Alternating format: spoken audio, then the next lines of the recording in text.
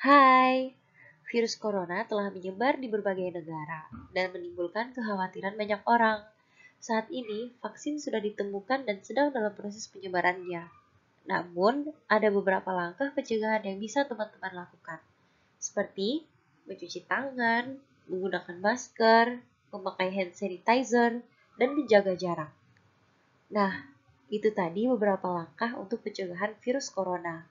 Yuk, teman-teman, kita mulai dari sekarang untuk lakuinnya. Karena kita semua harus tahu. Perkenalkan, saya Angela Teofania Ergoriadi dengan NIM 182314030. Di sini saya akan membahas mengenai proyeksi pertumbuhan ekonomi, stabilitas perekonomian, dan ketenagakerjaan di Indonesia tahun 2021.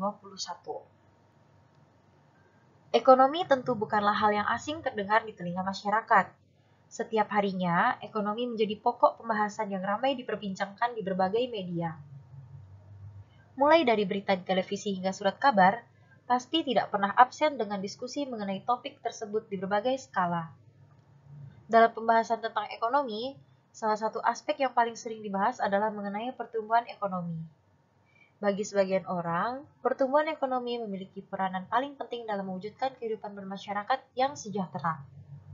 Bahkan, tak sedikit orang yang beranggapan bahwa pertumbuhan ekonomi yang positif pasti akan memberikan dampak yang baik pula pada kesejahteraan masyarakat di suatu negara. Tak dapat dipungkiri, jika pertumbuhan ekonomi memang memiliki kaitan yang amat sangat dekat dengan kemakmuran atau kesejahteraan rakyat. Sebuah negara berkembang jika memiliki pertumbuhan ekonomi yang positif dan secara konsisten, lambat laun akan menjadi negara yang maju. Begitupun sebaliknya, bagi negara maju yang memiliki pertumbuhan ekonomi yang buruk dapat terancam menjadi negara berkembang. Memiliki pengaruh yang krusial ini, memahami apa itu pertumbuhan ekonomi hendaknya penting untuk dilakukan. Nah, agar lebih paham tentang apa itu pertumbuhan ekonomi, stabilitas perekonomian, dan ketenagakerjaan Indonesia, mari simak penjelasan berikut ini.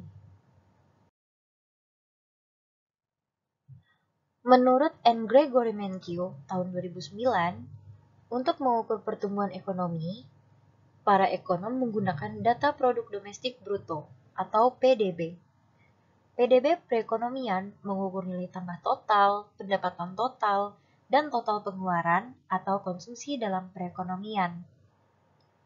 Dalam artian sederhana, pertumbuhan ekonomi merupakan keadaan ekonomi dalam suatu negara di jenjang periode tertentu, bisa tahunan, semester, maupun triwulan.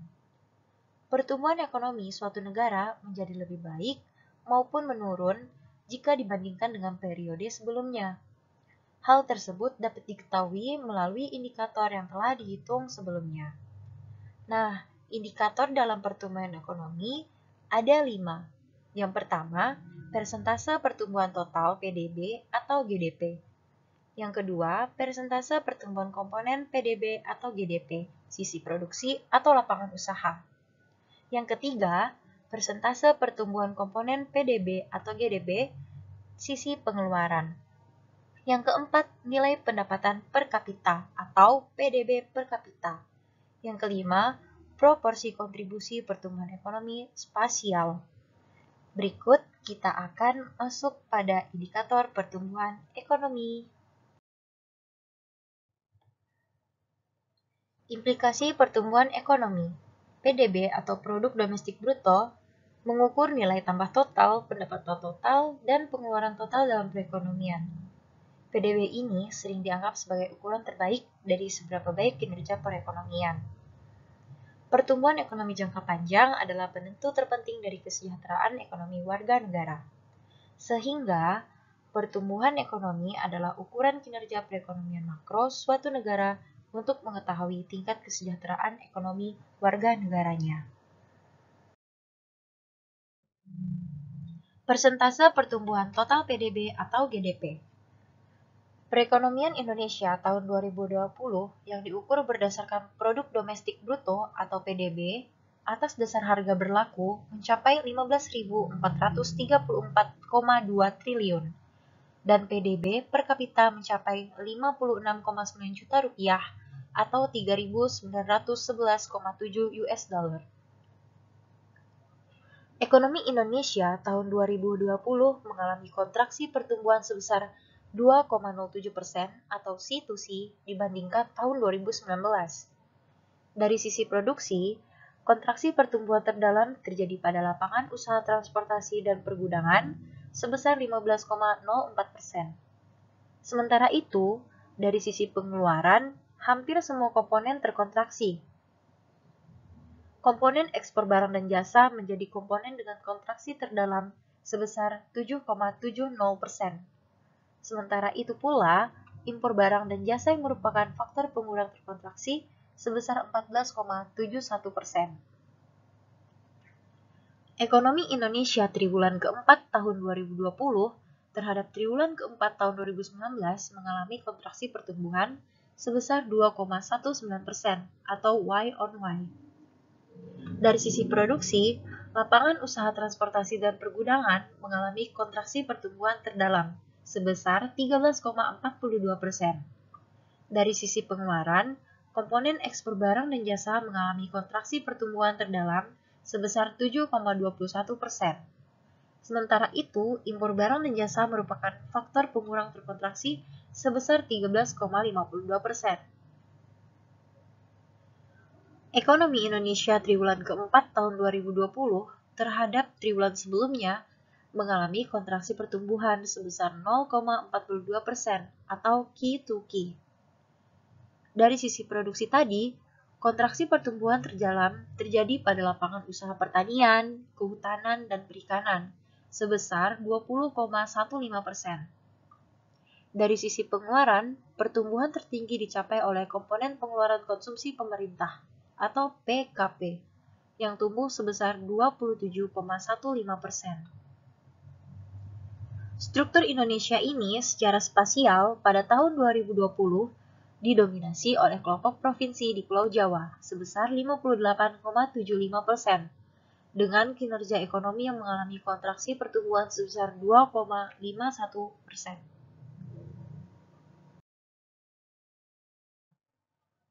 Persentase pertumbuhan PDB dari sisi lapangan usaha.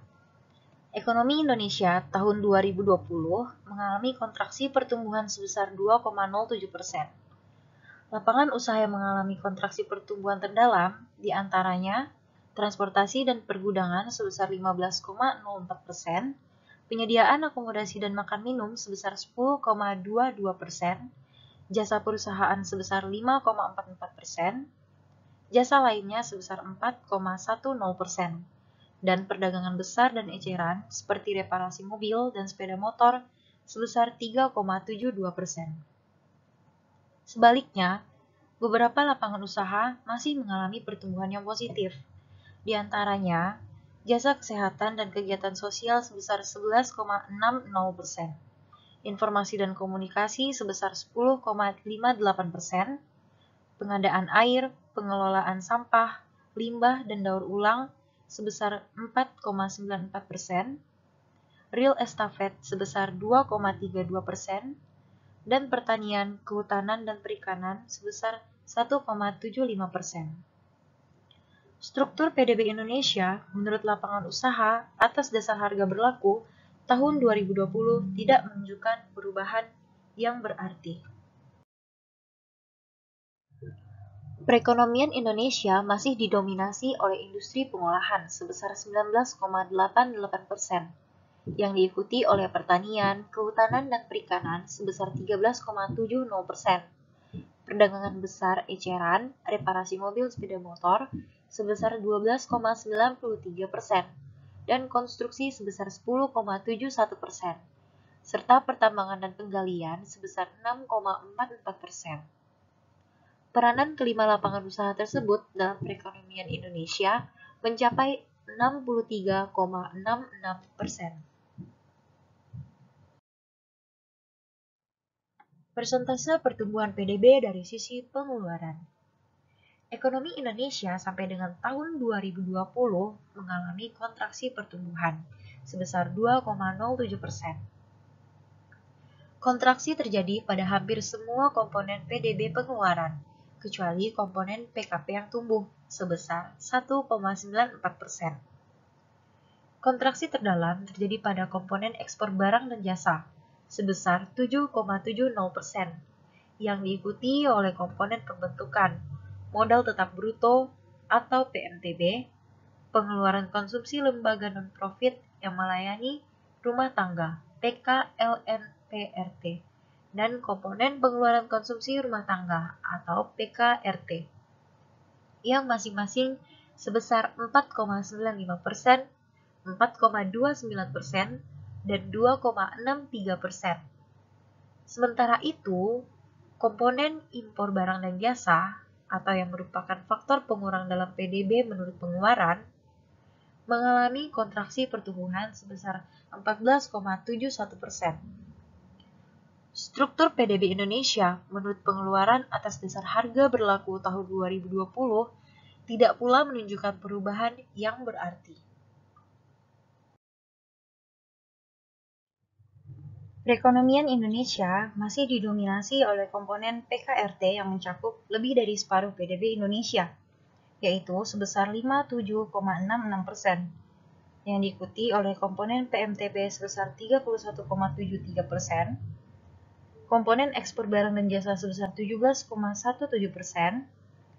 komponen PKP sebesar 9,29%, komponen PKLNPRT sebesar 1,30%, dan komponen perubahan inventory sebesar 0,63%. Sementara itu, komponen impor barang dan jasa sebagai faktor pengurang dalam PDB memiliki peran sebesar 16,02%. PDB per kapita atau nilai pendapatan per kapita merupakan besaran pendapatan rata-rata penduduk di suatu negara. PDB adalah hasil dari pembagian pendapatan nasional suatu negara dengan jumlah penduduk negara tersebut.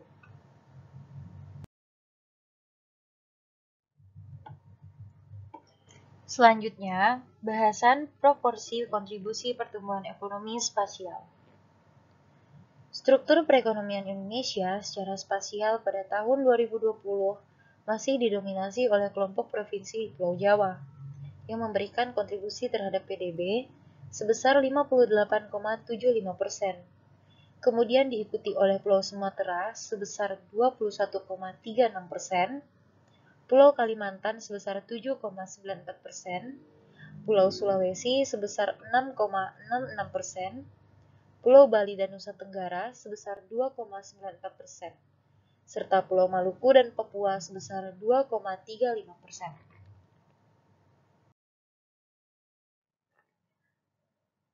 Dampak dari pandemi COVID-19 dirasakan dengan level kontraksi pertumbuhan yang bervariasi antar pulau.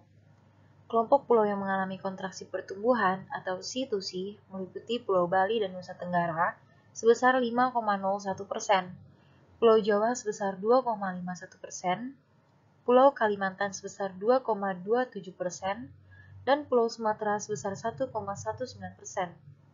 Sebaliknya, dampak COVID-19 relatif tidak terlalu parah pada kelompok pulau yang mengalami peningkatan pertumbuhan, yang meliputi Pulau Sulawesi tumbuh sebesar 0,23% dan Pulau Maluku dan Papua sebesar 1,44%.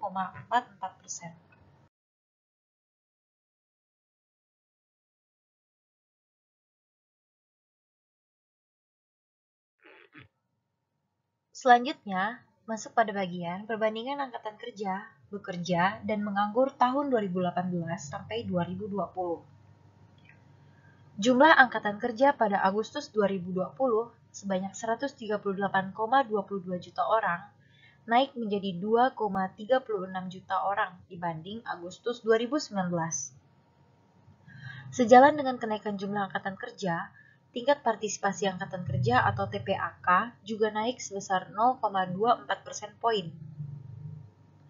Tingkat pengangguran terbuka atau TPT Agustus 2020 sebesar 7,07%, meningkat menjadi 1,84% poin dibandingkan dengan Agustus 2019. Penduduk yang bekerja sebanyak 128,45 juta orang, turun sebanyak 0,31 juta orang dari Agustus 2019. Lapangan pekerjaan yang mengalami peningkatan persentase terbesar adalah sektor pertanian, yakni sebesar 2,23 persen poin.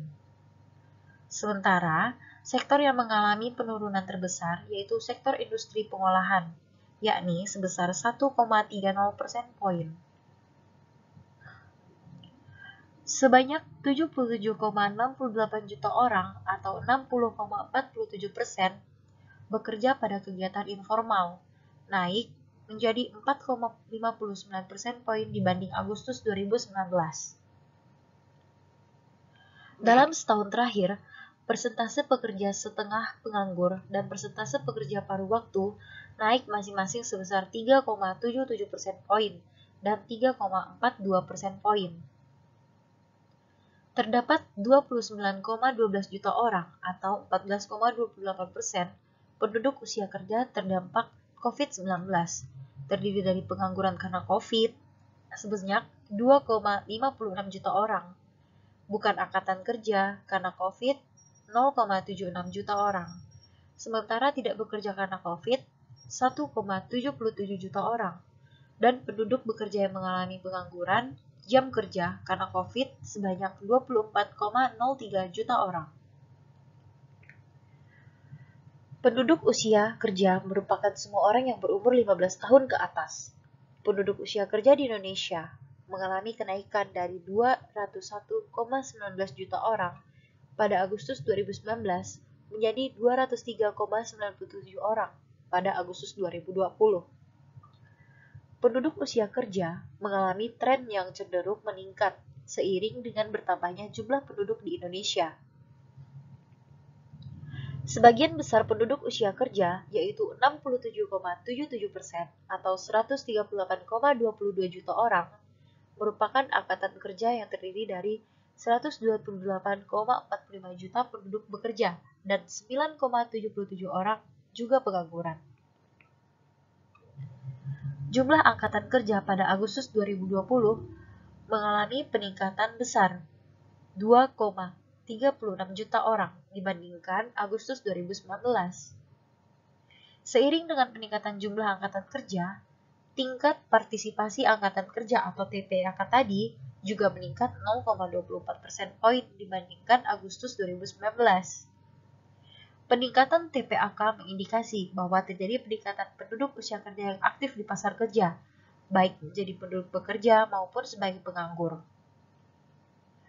Berdasarkan jenis keadaan ketenagakerjaan Indonesia tahun 2020, pada Agustus 2020, TPAK perempuan naik sebesar 1,32% poin.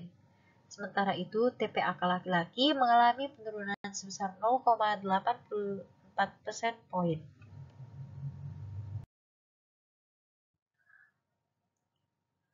Distribusi tenaga kerja sektoral. Komposisi penduduk bekerja menurut lapangan pekerjaan utama dapat menggambarkan penyerapan masing-masing sektor dari seluruh penduduk yang bekerja di pasar kerja Indonesia. Berdasarkan hasil Sakernas Agustus 2020, 3 lapangan pekerjaan yang memiliki distribusi tenaga kerja paling banyak adalah pertanian, kehutanan, dan perikanan, sebesar 29,76%. Perdagangan besar dan eceran sebesar 19,23%, dan industri pengolahan sebesar 13,61%.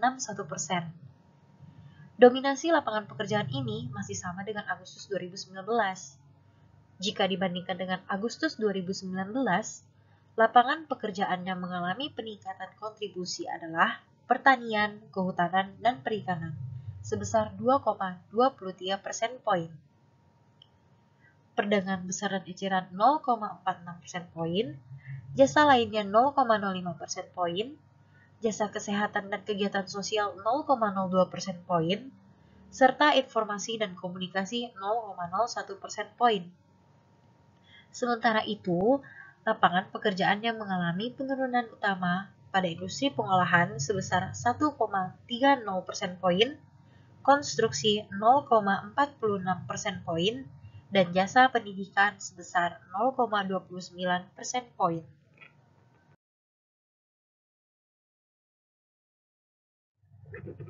Nah, Itu tadi materi pembelajaran mengenai pertumbuhan ekonomi, stabilisasi perekonomian, dan ketenagakerjaan di Indonesia pada tahun 2021.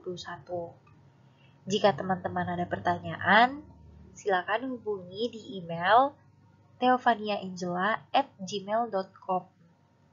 Sampai jumpa di materi selanjutnya. Terima kasih.